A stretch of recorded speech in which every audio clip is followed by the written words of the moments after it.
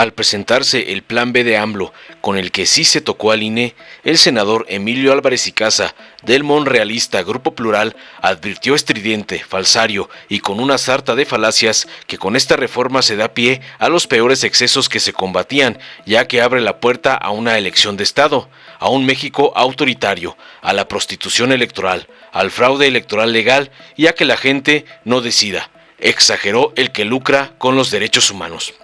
Por si no fuera suficiente, el simulador Plural consideró con hipocresía que las actuales propuestas representan una supuesta ruptura democrática que va en contra de lo luchado en los últimos 40 años y añadió amenazante que construir una reforma de este calado sin el concierto de todas las fuerzas políticas es apostarle al conflicto en 2024, finalizando no sin antes tratar de provocar al presidente AMLO con un letrero ridículo donde lo acusa sin sustento de traidor a la democracia. Ante tal exhibición circense, Israel Zamora Guzmán, senador del Verde, consideró que lo que ha expresado la oposición, incluidas las sandeces y falacias de Álvarez y Casa del Grupo Monreal, que incluso han sido desplegadas en carteles ridículos acusando a AMLO de disque ser un traidor a la democracia, no tienen fundamento, pues no hay ningún artículo que hayan señalado que ponga en riesgo la democracia del país.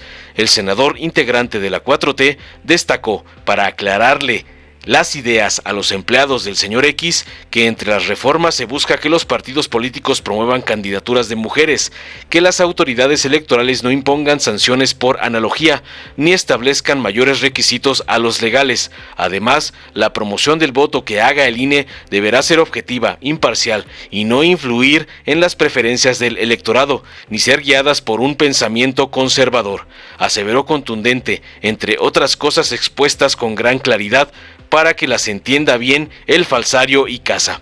Veamos enseguida cómo Israel Zamora deja en ridículo al falsario y prostituto de oligarcas Álvarez y Casa, la simibotarga del señor X. Gracias, presidente. Me atengo a los tiempos del reglamento, presidente. Muchas gracias. Voy a abordar esencialmente dos temas. El primero es qué significa este conjunto de propuestas legislativas y el segundo es qué implica. Y vamos a decirlo con absoluta claridad. De saque, es un paquete profundamente inconstitucional. Como no pudieron reformar la Constitución, nuevamente, violando y contrariando su juramento, presentan un paquete contrario a la Constitución. Más de 1.200.000 personas en 70 ciudades en una marcha histórica del país salieron con contundencia a decir que no se traicionara a la democracia. No hay un movimiento así en el pasado reciente de México. Este conjunto de propuestas en realidad representa una ruptura democrática. Este conjunto de propuestas, lo he dicho y lo insisto, es un golpe de Estado en cámara lenta. Y hay que decirlo con absoluta claridad. Es la derrota ética de un movimiento social que llega al poder por métodos democráticos y en él se corrompe y se traiciona. Estas propuestas representan esto: la traición de López Obrador y quienes quieran votar a favor a la democracia. Así de simple. Hoy se define la inauguración formal de prosperar esta iniciativa del México autoritario que rechaza la transición a la democracia. Y por supuesto que es una derrota brutal. Todo por lo que se luchó en los últimos 30 años, 40 años. Desde hace 45 años no hay una sola reforma político-electoral que no suponga el consenso de las fuerzas políticas. De manera autoritaria, sin diálogo, sin concertación, construcción de acuerdos, vienen acá. Van a tener solo los votos del gobierno. Es una vergüenza que solo con los votos del gobierno quieran sacar una reforma de esta magnitud. Es la peor expresión de la pérdida de la legitimidad y la derrota de la legalidad constitucional. Y por supuesto, da pie a los peores excesos que veníamos combatiendo. Abre la puerta a la elección de Estado, pero también abre la puerta a ese México autoritario de un gobierno y gobernantes que se atascan en el poder. Abre la puerta a la prostitución y promiscuidad electoral. En lugar de que el ciudadano decida qué partidos se mantienen en la vida política, van a transferirles ese capital o incluso mantener el registro. No será la gente la que decida, sino la prostitución electoral por medio de un acuerdo inconfesable. Por supuesto que eso es un fraude electoral legal. Que no sea la gente la que decida, sino por medio de un acuerdo inconfesable.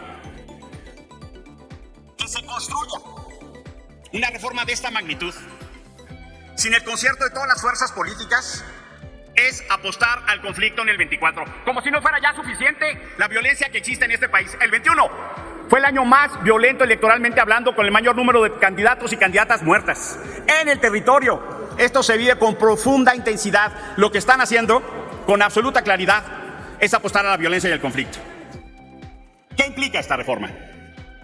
Por supuesto que atenta con la capacidad operativa de la autoridad electoral. Es increíble que quien gana las elecciones pide cambio de árbitro.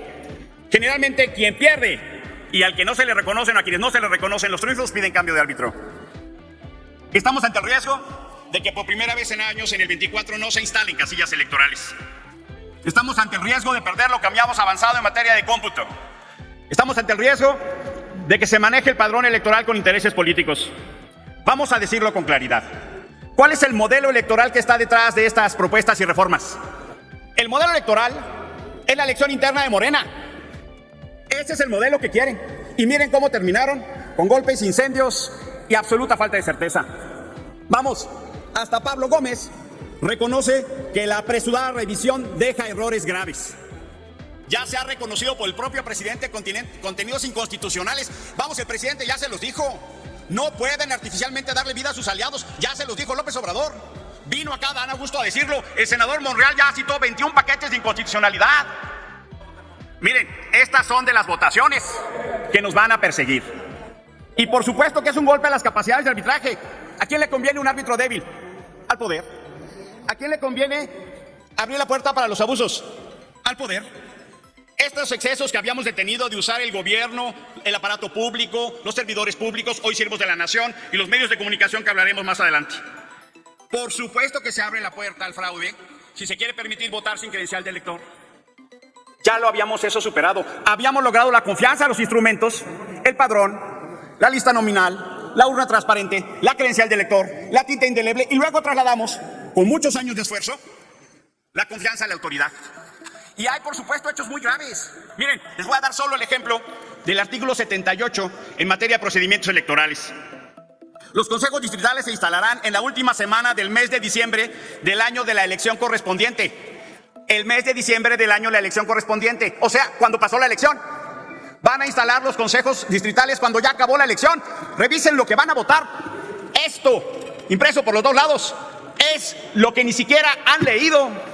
Estos artículos son los que modifican más de 456 leyes. Procesado en las rodillas. Es de una extraordinaria irresponsabilidad. Es de una extraordinaria responsabilidad. Y permítanme, por supuesto podría darles más artículos, dar algunos testimonios de integrantes del servicio profesional. Marcelo Javier, soy miembro del Servicio Profesional Electoral Nacional desde 2011. Pero mi historia inició en el 18, cuando fui supervisor electoral. Entré dudando de todo y de todos. Terminé dejando la piel por defender el voto y al México que quiero, hasta ahora y hasta el final. Además de ser miembro del Servicio Profesional Electoral Nacional, soy un hombre trans a quien alguna vez le dijeron que jamás tendría un trabajo digno. Y heme aquí, en una de las mejores instituciones referente a los derechos humanos y de la comunidad LGBTQIA en México y en América Latina. Yo defiendo al INE. Rosalinda. ¿Y qué hace una vocal ejecutiva del INE? Pues esto: liderar, decidir, resolver y dar la cara en los conflictos. Morir trabajando con todo el equipo para sacar las actividades con profesionalismo. No soy una burócrata de adorno. Y hay listas y listas de testimonio. Les recomiendo a las y los senadores que quieran votar a favor que lean este libro. ¿Cómo mueren las democracias? Si ustedes votan a favor, estarán haciendo la edición mexicana de esto. Lo digo con absoluta claridad. ¿A qué vine? A defender la democracia y a defender al INE. Muchísimas gracias por su atención. Con su venia, presidente. Desde hace unos meses comenzó a someterse a la opinión pública una frase una idea que no tiene ningún sustento. Algunos personajes políticos con fines políticos totalmente comenzaron a decir que había iniciado la destrucción del INE por una propuesta que había formulado el presidente de la República y que les dio esa frase que fue políticamente aceptada con temor por la sociedad, pero fundada en una mentira. Cualquier persona que tenga acceso a Internet puede descargar el dictamen que ha sido aprobado en las Comisiones Unidas de Gobernación y de Estudios Legislativos Segunda. Y cuando comience a analizar artículo por artículo de esos dictámenes, se va a dar cuenta que ningún argumento de los que se ha expresado aquí por parte de la oposición tiene fundamento. No nos extraña, y lamento que mi compañero ya no esté aquí, pero que se hayan exhibido carteles, que se han hecho expresiones un tanto llamativas a la opinión pública, pero no encontramos ahí en ese cartel que se señalara exactamente cuál es el artículo que pone en riesgo la democracia de nuestro país. Cuando hacemos un análisis real de los artículos que están en el dictamen, ¿qué vemos? Actualizaciones al lenguaje para que sea más incluyente. ¿No están de acuerdo en eso los compañeros de la oposición? ¿No están de acuerdo los compañeros de la oposición en que se deje de referir en esas leyes al Distrito Federal y que se adecúe para ser llamado Ciudad de México? ¿No están de acuerdo en eso? ¿Qué no requiere eso que es mínimo? Pero también hay otras cosas más sustantivas que esas, que son simple actualizaciones al lenguaje. Por ejemplo, hay varios partes de artículos, fracciones, párrafos que han sido declarados inconstitucionales por la Suprema Corte de Justicia de la Nación, y lo que hace el dictamen es ya sacarlos, que no queden ahí porque han sido declarados inconstitucionales por la Suprema Corte de Justicia de la Nación, y el dictamen lo que hace es eliminar eso de la ley. ¿Qué otra cosa? Se crea un sistema electoral nacional. ¿Qué más? Se hacen unas definiciones. ¿En qué definición no están conformes, compañeros de la oposición? Si se dan cuenta, salvo dos excepciones que yo observé aquí, ningún compañero de la oposición ha manifestado un número de artículo. No hemos escuchado que digan tal artículo violenta por esta razón, salvo dos casos. A pesar de la lista enorme que viene, ninguno de ellos ha manifestado, salvo dos casos, artículos en particular que consideran que podrían llegar a ser inconstitucionales. Vienen también en este dictamen acciones afirmativas para grupos, primero para lograr una paridad, para que ahora sí ya por ley las mujeres puedan competir en 16 de las entidades federativas, los partidos políticos tengan que promover a mujeres. ¿No están de acuerdo en eso mis compañeras de la oposición? ¿No están de acuerdo en que se promueva y se obligue ahora sí a los partidos políticos a que las mujeres participen en el 50% de las candidaturas para gobernaturas? ¿No están de acuerdo en eso? Más adelante, la justicia electoral. ¿Saben qué se establece? Que las autoridades electorales no podrán aplicar sanciones por analogía, porque sí lo hacen actualmente, violando un principio constitucional que cualquier estudiante de Derecho en los primeros cursos que nos dan nos dicen, nulla pena sine lege, que quiere decir, no puede haber una pena si no está prevista en la ley. Entonces, ¿no están de acuerdo en eso? Ustedes que han argumentado aquí que lo que se busca es defender la ley y la Constitución, ¿no están de acuerdo en eso? Eso lo dice en el artículo 5. En el artículo 5 también impide que las autoridades establezcan mayores requisitos a los legales. ¿Estamos en contra de eso?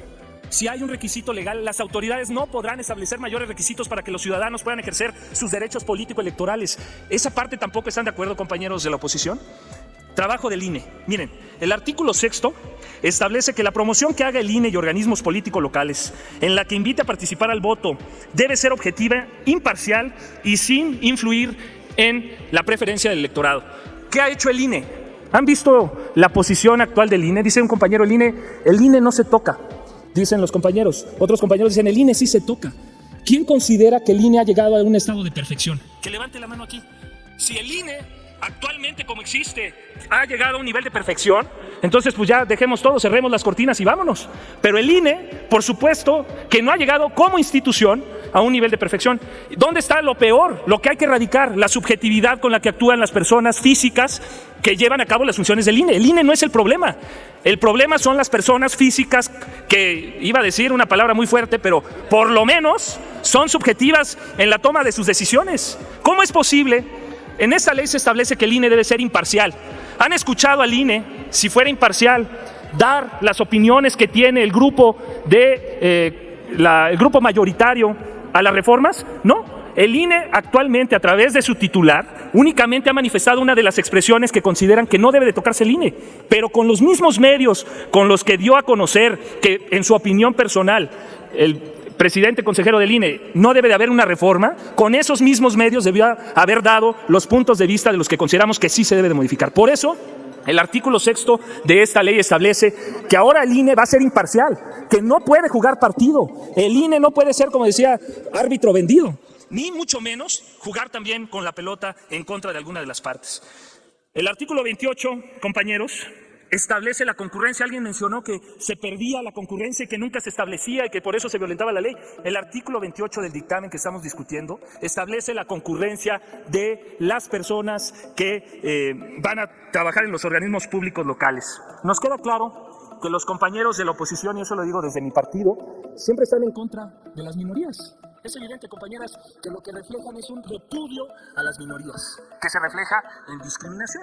¿Por qué no deben existir los partidos pequeños? Basta que haya dos partidos grandes y obligamos a la sociedad a que tome partido en uno o en otro. Nada más, porque no puede haber pluralidad. Eso es una dictadura, compañeras de la oposición. Es una ofensa a las minorías, es una discriminación a la pluralidad de pensamiento en nuestro país y en todo el mundo. Pero hemos llegado ya a la insensibilidad de defender esas posiciones vergonzosas en este pleno. Hay muchísimas razones, por ejemplo, para concluir.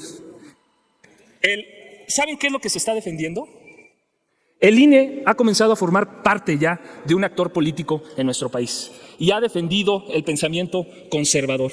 Y en retribución a esa defensa, a esa lucha que ha dado el INE en contra del movimiento progresista, se le regresa el favor permitiendo que los consejeros del INE ganen más que el presidente. Eso es lo que se está defendiendo. Los intereses, concluyo, presidente, los intereses de las personas físicas. ¿Quién está de acuerdo en que los consejeros ganen más que el presidente? Eso se prohíbe en esta reforma.